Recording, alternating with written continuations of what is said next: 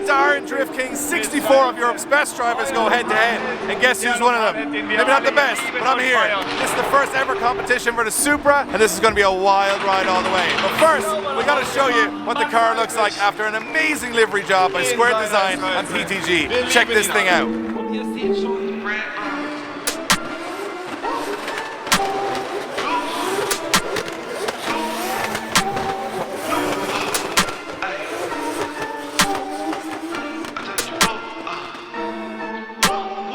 Before we get into my first competition in the Drift Game Supra, I've got to show you the completed look. Now this was put together in one day by our boys at Precision Tinted Graphics. The whole team jumped on, and it is a very, very special new look that I think you guys are going to see what inspired it. Check this out. The brand new 2025 Drift Game Superjet is ready.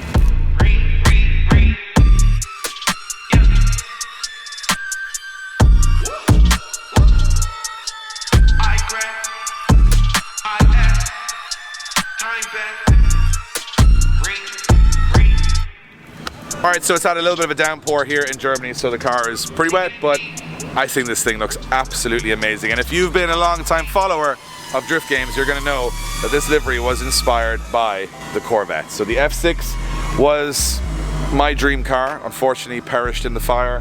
And this very much is the representation of my A90 Supra, which we had all satin black, if you guys remember. And then we also had the full carbon fiber military look on the F6 Corvette.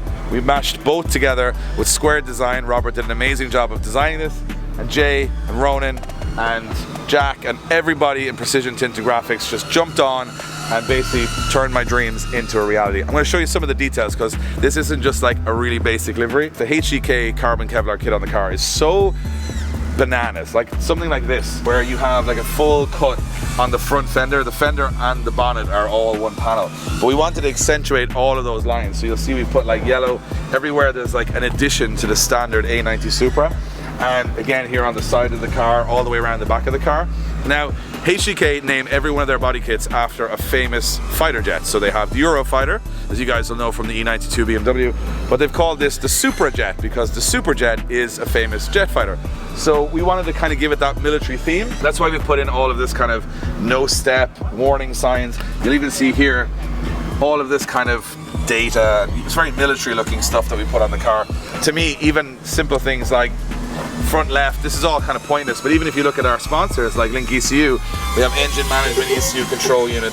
So this is all kind of very military based styling because we wanted the thing to look like a very aggressive like fighter jet, almost like a prototype, and I think it looks absolutely amazing, especially with the Kevlar, the matte black and the yellow. I think the yellow pops a little bit of color into a car that was quite dark. There's loads, everywhere you look there's little touches, like here on the front you've got like the air intake keep clear like you would on a jet fighter, the no step on the front, we have our titanium Toyota badge here.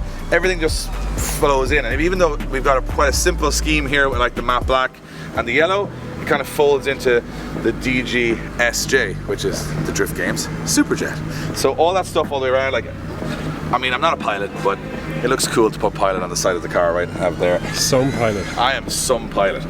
Well, we'll see this weekend, right? You never know. This could be the first flight and crash of the Superjet. So we got like things like pull open here. We got like loads of little cool little references to the DGSJ, and then like on the back you got all this coding, which is all very, very military style, and Toyota Supra MK5 designation Superjet. So this is kind of stuff that's pointless obviously for drifting, but I think the style just pulls the whole car together. We got all of our sponsors on there, and of course without them we wouldn't be here, we wouldn't have this car, and we wouldn't be still doing what we're doing. So thank you to all of those guys from Sonax, who we keep the car clean with all the time. Link ECU, which runs all this 1000 horsepower in the car. Strom wheels, which as you guys can see look absolutely incredible. BC Racing coilovers to stop us you know, going off the track. We can adjust everything completely. This is the highest spec BC Racing coilovers they do, and they're unbelievable in this car. And I've got to say, from Precision Tinted Graphics, this is a day wrap. I'm going to remind you this. This is not like, look at this. This is hand cut out. So you put black on there, you leave it, but we put in like all the Kevlar coming through, which looks absolutely incredible. We obviously run this car on Sunoco E85, which is the first car I've ever run on E85 from Sunoco in Great Britain, and it's absolutely unbelievable. It's actually like €120 nearly cheaper a barrel than race fuel, and the car runs 1000 horsepower reliably and really cool. So if you're on race fuel, it's amazing, and Sunoco do a great range. but I'm convinced on the E85 right now is just unbelievable. Then we also have the car running on Mobil 1 oil. The whole thing is Mobil 1. All of the lubricants on the car are through all that. And well, you're going to see them for the rest of the video is DBM Engineering, who built the car in the first place, but because this is my first competitive event, they are helping me out to run it this weekend. And obviously Wayne, who's a little bit unfamiliar with the Supra like we all are, is going to be kind of sponging all that information from them, from Flo and from Jeroen and all the guys. So it's like a real family affair this weekend. This is important because we are now filming the car before the event, because this may be the last time that it looks this good. No.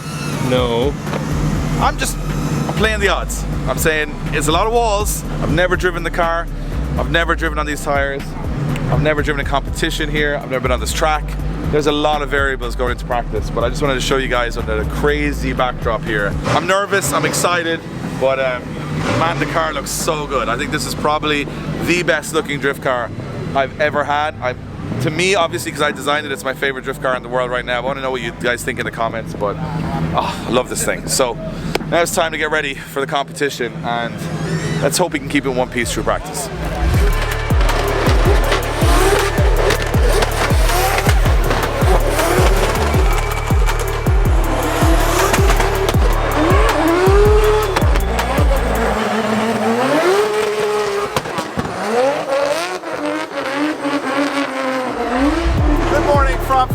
We are here. This is the first ever competitive event I'm going to be doing in the Supra. It's also the first ever competitive laps I'm going to be doing in it on a tyre I've never run, on a track I've never run, in a car I've never driven before, against some of the best in Europe, and a track where any mistake puts you in the wall. That all sounds daunting, but I'm actually pretty excited because I think this thing is going to work really well. We've made some small changes after the advice from James Dean and the Shanahans, nothing too major, but I think it's going to make a big difference in how the car drives, and then it's up to me to try and dial in the track over the next couple of practice sessions. Today is just about practice, but I know you guys are going to be excited to see how this thing goes in a real world environment, not just a big airfield where you can go anywhere.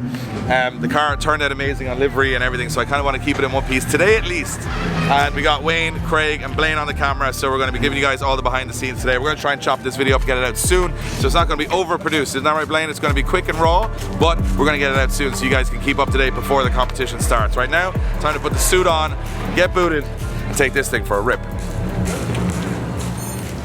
Alright, here we go, boys. First lap in the Supra.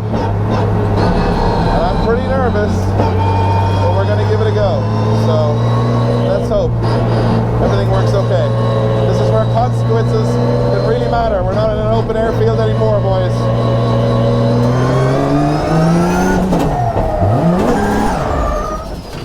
Oh.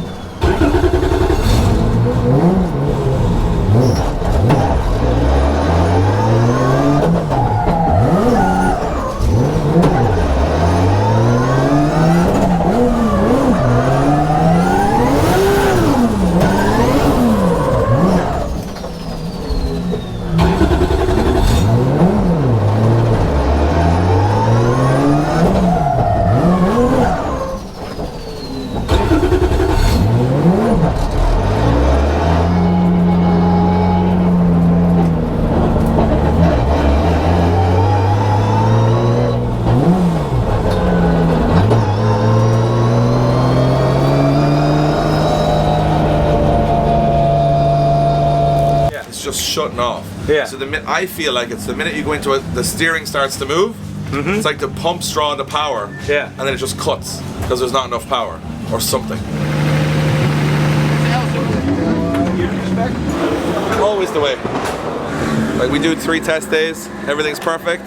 First lap, car shuts off. So this is definitely something we've changed. So we didn't explain this, that we changed the car from electronic throttle to, well, drive-by-wire to cable throttle on the advice of James Dean. Just a more mechanical, simple system. That doesn't seem to be the issue. We had one MR2 electric pump in there. We then changed it to 2 Astra pumps, electric. That's the same as what James runs on the Eurofighter. And it's like they're drawing too much power. So you drive, you initiate in the burnout box, you pull the handbrake, the whole car just dies and the power steering dies. So we're wondering, it could either be a bad earth from changing stuff around, or it could be that we basically have too much draw from the 2 power steering pumps, that basically when the car starts steering, it draws all the power to them and shuts off the ECU or something like that. So DBM are on the case, Wade and Craig are on the case. We missed the practice session, I think, but I'd be okay as long as we get some runs in the car 100%. But not the perfect start, but hey, it's drift games, right? We'll see. It doesn't seem like it's working, but this could be dangerous, but we'll try it. Hopefully we get some feedback from something. Still having issues.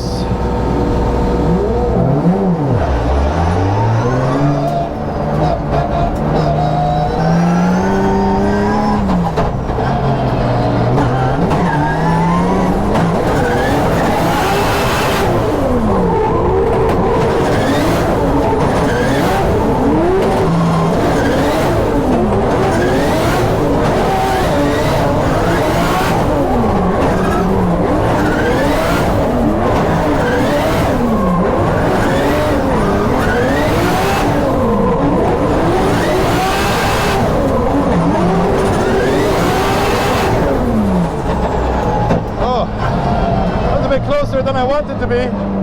My car is a bit faster than his. It's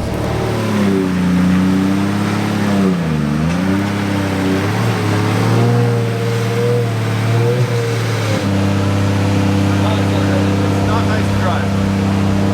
It's very on-off. You're overdriving the power to make it keep going. Yeah. Which I don't know if that's what I have to do, but it's in the burnout box. I can't do it normal. It just will not. Even with my foot to the floor. Just keep shutting off. Like I'm fairly far down in third. Yeah. So if I was higher, at least the revs are higher. Therefore, I'm not coming off throttle that much. Like that thing seems so fast compared to the other guy that was there. Like I was on the brakes the whole lap. Yeah. Which maybe is just because the car's really fast. Maybe I'm not used to that. I was like, usually I'm like, I can't catch the guy. I'm like, Jesus, will you go on? Move on. But then is it too fast then in third gear, like?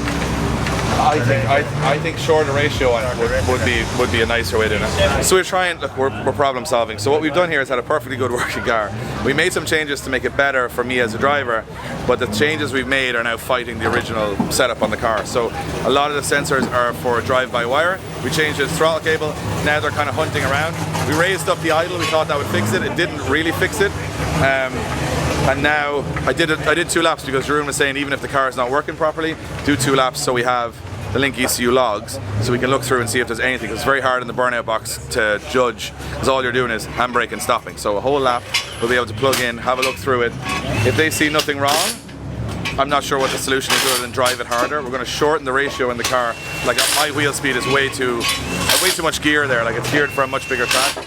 So maybe shorten the ratio and yeah, hopefully we figure some things out. This has been I thought we'd get in the car and just start learning the track. Now, yeah, we're probably learning it the hard way. It's nervy, but you know, that's what the first day testing's all about. Isn't that right, Craig? Okay. Ironing out all the creases. Yeah. And not putting any more creases in it. It's like it's either getting all the fucking throttle or pulling the time when you off throttle. The timing. Maybe we have just to top off a little bit more oil and then we'll be good. Alright, so first 2 practice sessions, not great, got 2 laps and they weren't the cleanest. So we're learning today. Obviously you guys know, never driven this car in anger on a competition, never driven this track, lots of different variables. So there's a couple of things we think we figured out.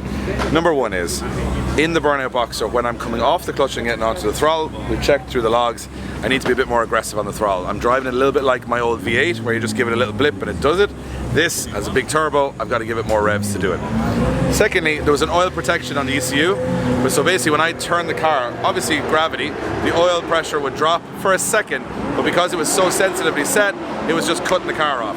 So basically it's not waiting that extra second to see does it rise back up again when I come back on throttle. So the amazing thing is we can plug into the Link ECU.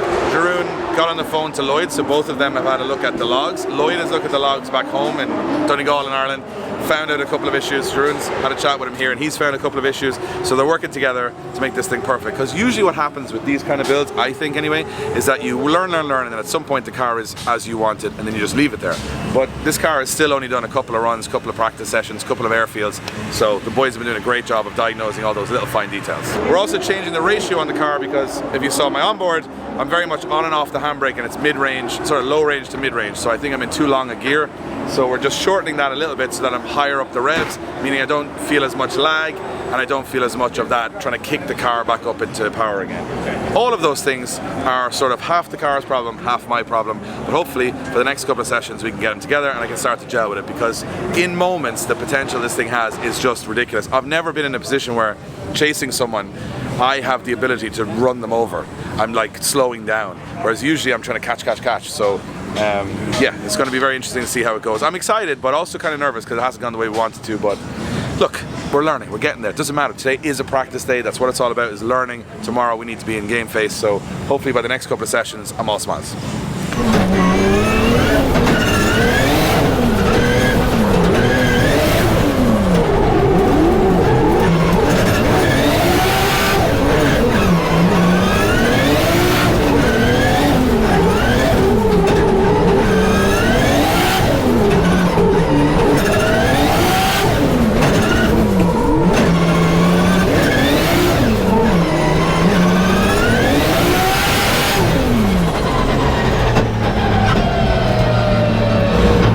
First lead of the day, I think the car is working good.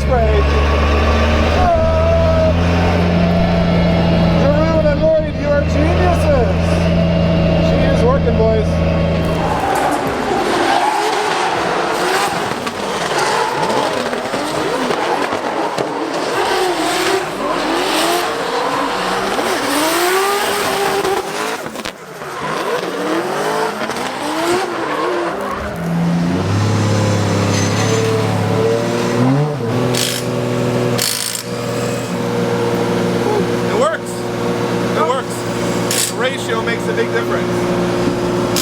It's fine. That ratio is perfect.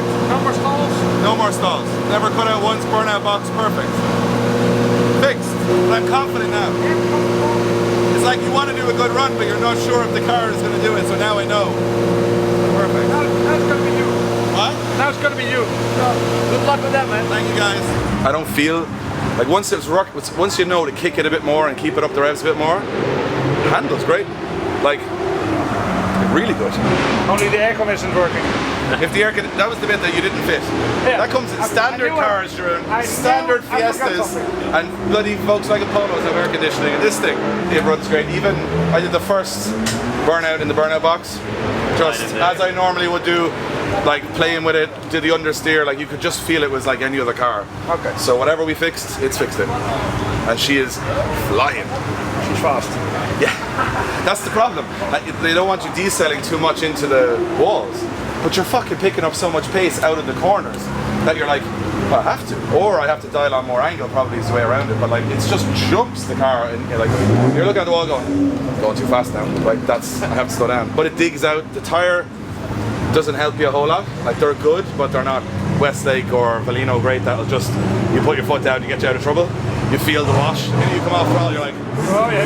I feel I'm going faster now than I was on throttle. But yeah, next session, I'm happy to just get 2 laps, car's working, now we can start working. We still got 67 hours of breakfast left.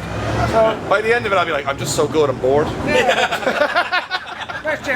That's never going to happen.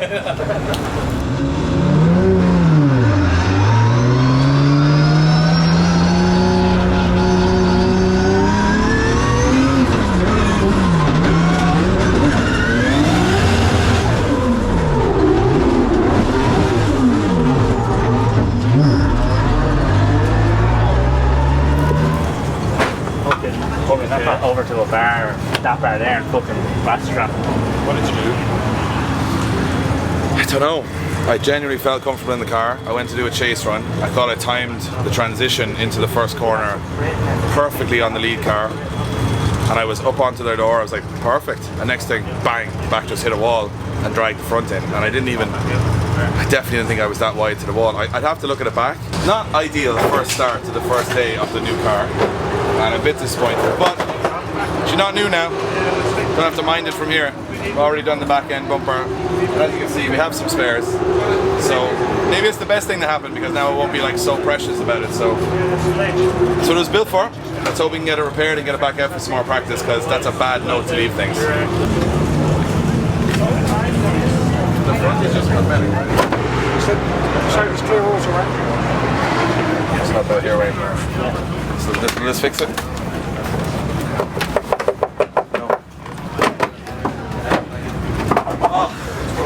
It's not too bad.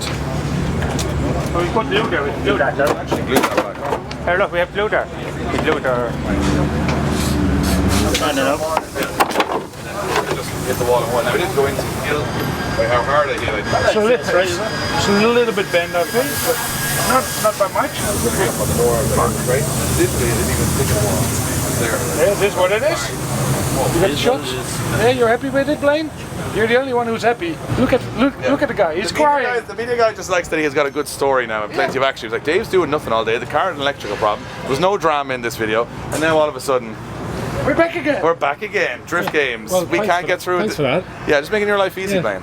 I knew you'd no substance to the video, so I said, you know, we need a good thumbnail for this. I crashed my Supra on its first ever day. There you go. That's what people are clicking on right now, and I'm devastated.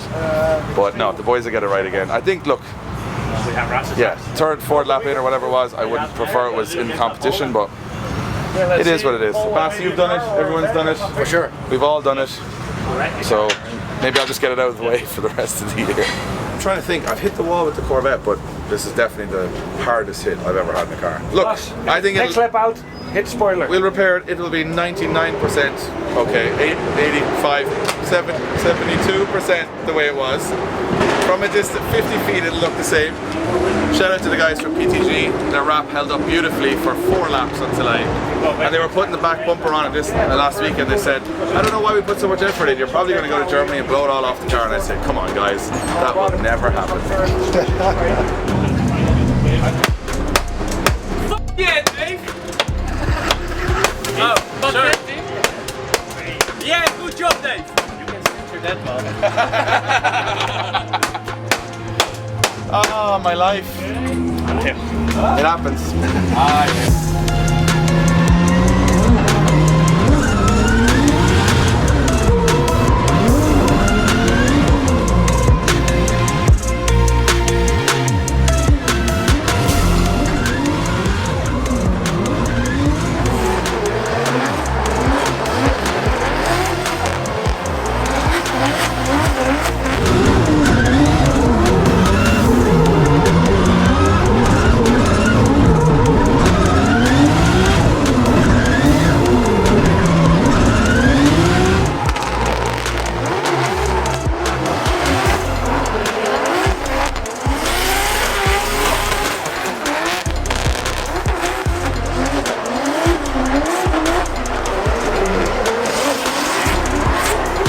So that brings us to the end of day 1 here at Iron Drift King, and in hindsight, not the easiest place to bring a brand new car with a brand new set of tires and a brand new setup and a brand new everything. We ran into a lot of gremlins earlier on. Thank you to Lloyd and Jeroen, and thank you to the DBM team and Craig and Wayne. They just put in a lot of work today. Look, I hit the wall, I made mistakes. I found the front and rear of the car in 2 separate occasions, but the laps afterwards, especially after the crash, got better, got more consistent. We're now making a few more changes because you're mating a car that I've never driven to my driving style. So every lap we're learning more, and up until today I had to accept what the car was like. Now I can actually give some feedback and input to change things to the way I want them to be. So the boys are making some last minute changes. Competition day is tomorrow. How confident am I? Let's say 50-50, but you're gonna have to tune into the next episode and tune into Iron Drift King to know all about it. But yeah, it's been an eventful one, but I think, you know what, I'd rather have one day. That's why we brought the car here, because it's dangerous. There's no prisoners, there's no going in the gravel here, there's no going off the track and putting the wheel off. You're just hitting walls, and I think if you're going to try and be a better driver, you got to put yourself in an uncomfortable situation, and that's where I've been for the last 12 hours. Also, we put a thermometer in the car. It was 43 degrees Celsius in the car during practice, so even just trying to mentally focus. So it's been a hard day. but a good day. We learned a lot. Car's beat up. It's old news now. It's not even the new Supra. It's like the old beat up Supra. So tomorrow we're going to run some doors and run some walls. We'll see you then.